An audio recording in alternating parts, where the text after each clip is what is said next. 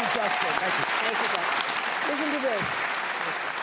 A majority of young Americans, 18 to 34, say that the cost of living is their top issue ahead of the election. Let's take a look. Groceries are extremely expensive right now. I don't understand how people are affording life right now. For so many Americans, the high cost of living is their top concern this election. Rach, we have $435 to last us till the end of the month. Okay? What? In Philadelphia, Rachel and Garrett say they have to watch every penny. When I think of middle class, I think about people who are able to just get up and go and do things within their means and like not extravagant things, but be able to get up and go to dinner whenever they want, or maybe take that trip, that long weekend trip. We don't have that luxury. By a long shot, her tax plan is phenomenal, no glaze. Kamala Harris just delivered her new economic plan, and boy, oh boy, is it good for small business owners. Holy shit, you guys. Kamala Harris is going to announce tomorrow a $25,000 tax credit for first-time home buyers. When I am elected president, I will make it a top priority to bring down costs and increase economic security for all Americans.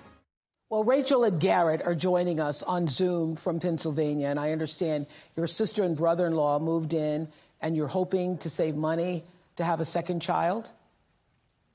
That's right. Hi, Oprah. Hi, Madam Vice President. It's nice to be with you all. Yes. Hi.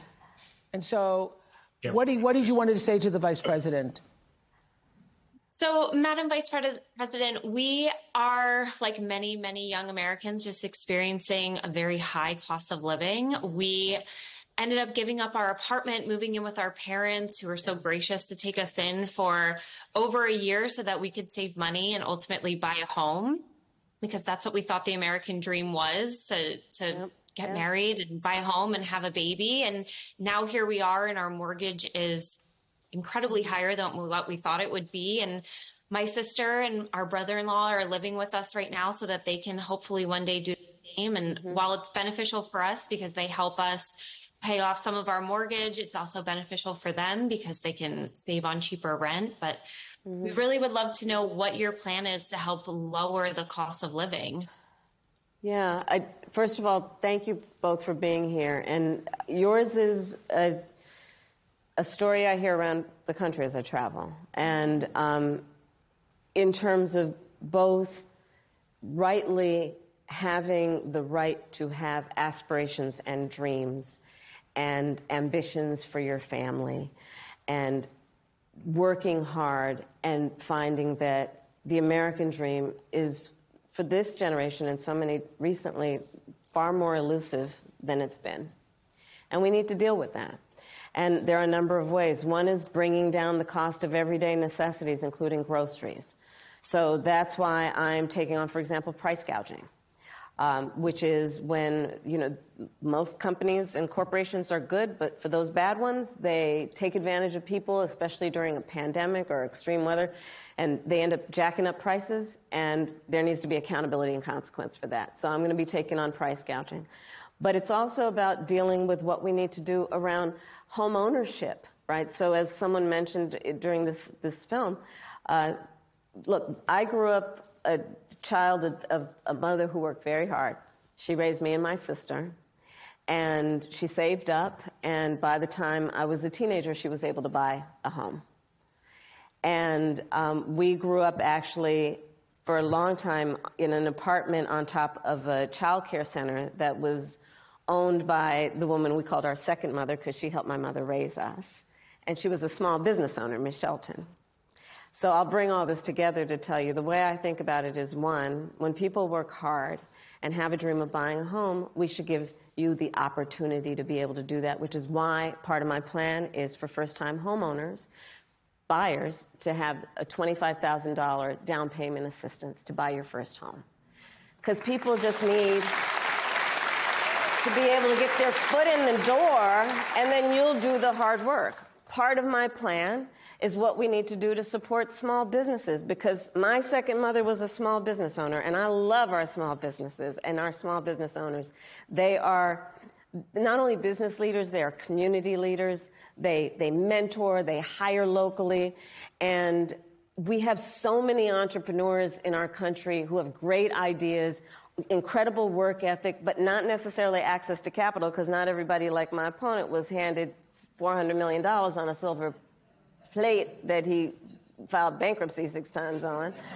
And so part of my plan is to give startup small businesses a $50,000 tax deduction to start up their small business. Right now it's $5,000. Nobody can start a small business with $5,000. So that's part of my plan. That's a teeny-tiny business. That's a business in teeny tiny business. It's a concept of a business, right? Yes. You know where I'm going. That's right. And it's still on paper with the $5,000. Right. It's still on paper. It just hasn't happened, right? Part of to speak to you guys and your family and your dreams is what we need to do around giving middle-class families tax breaks. And so part of my plan is also to extend and expand the child tax credit to $6,000 so that you can, in the first year of your child's life, have the resources to be able to buy a crib and a car seat and clothes for your baby, knowing that's such an extraordinarily important time in their development, and you shouldn't have to worry about how you're going to take care of their basic needs. All of this and more is part of what I plan to build, and I call it an opportunity economy. And it's basically about creating opportunities, knowing so many people have the ambition, have the aspirations, are working hard, but just need opportunity to reach their goals and their dreams. I saw you smiling with that $25,000 credit for the home. I saw that smile on your face and the $6,000. Thank you all so much. I want to just introduce to Shelby, who's also in our virtual audience. Thank you guys. Shelby from Virginia, who's also struggling with the cost of living. Tell us your story, Shelby. Why? Hi, Madam Vice President. Hi, Oprah. I'm 24 years old. I'm a graduate student living with my parents, and I want to move out next year and potentially buy a home. And I'm concerned about the affordability of one with the extra costs and bills that I'm paying now, along with the bills and costs I will pay in the future too. And so everything just has a cost and everything is so expensive. And so I'm worried about my capacity and how I'm able to fully support myself once I do live independently. You sound like one of my daughter girls from South Africa graduated. She was like, I hate adulting. I hate adulting. This adulting isn't going so well. Yes. Well, so first of all, congratulations on all the success you've already achieved. And it is your story and the story of our friends before you is really, that's the American story, right? You are working hard, you have goals, you have ambitions. And so part of it is, again, the $25,000 down payment assistance. Part of it is what we need to do to also push back against a very different vision for our country. Because look, in this election, there are two very different visions for our country. One, for me, that is focused on the future, including you, and another that is focused on the past. What Donald Trump, what my opponent plans on doing for the economy is doing what he did the last time he was president and giving another tax break for billionaires and the biggest corporations that would add $5 trillion to our deficit.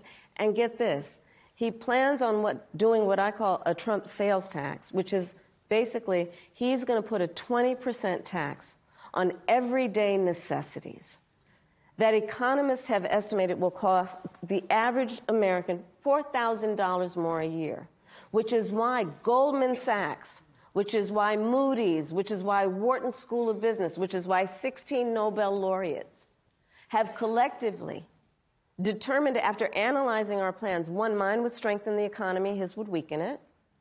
Two, that on his plan, he would actually blow up inflation and invite a recession by the middle of next year. So when you think about the cost of living, my approach is about lifting you up. His would be about actually weakening our economy. And I feel very strongly when an individual, when a small business, when a family, when the middle class is strong, America is strong. Amen to that. Amen to that. Thank you, Shelby. Thank you, Rachel and Garrett.